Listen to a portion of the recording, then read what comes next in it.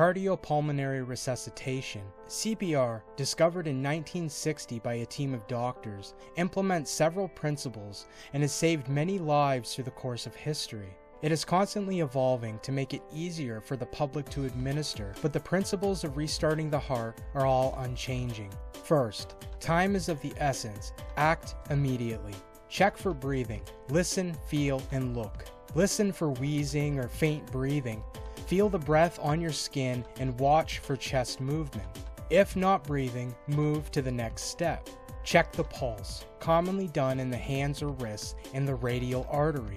They have recently bypassed this step to make it easier for non-medical professionals to administer CPR. They now recommend that you feel the skin or nails, checking for blood flow response times in the nails with a pinch, as well as skin elasticity and temperature.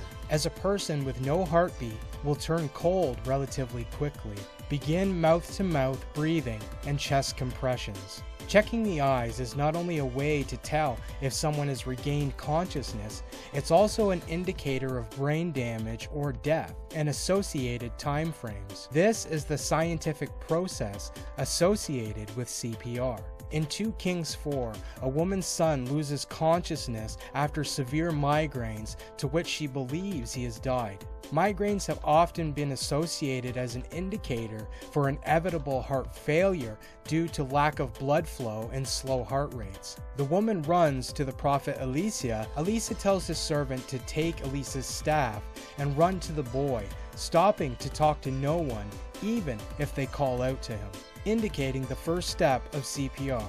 Time is of the essence. If this was a magical resurrection rather than a medical process, time shouldn't be of the essence portrayed in this biblical story, as it is in the process of CPR. Elisha directs his servant to lay the staff on the boy's face, by implication down the middle of his chest vertically. Elisha and the woman follow close behind.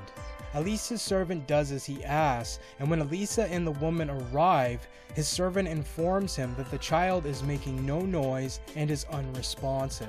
Laying the staff vertically along the boy's body could indicate breath. By warmth and moisture on the staff's surface from the air expelled, any movement visible in the staff as laid on the boy's body could indicate breathing or a heartbeat.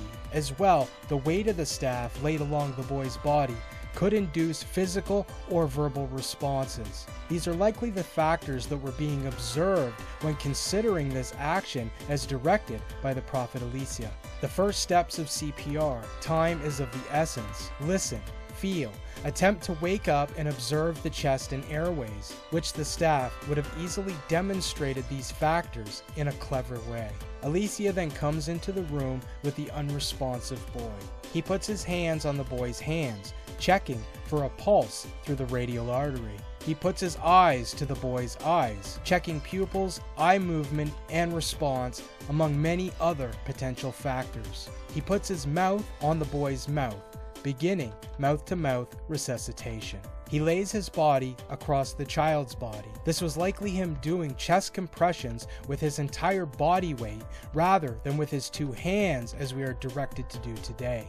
It even reiterates this 2 more times that he stretched himself along the child's body, indicating that there was a process occurring of movement from Elisha's body weight. And using your body weight rather than your arms in the process of chest compressions is not unreasonable, considering the same theory applies when using your body weight for chest compressions to restart the heart. The second time of implementing this process, the child's body became warm.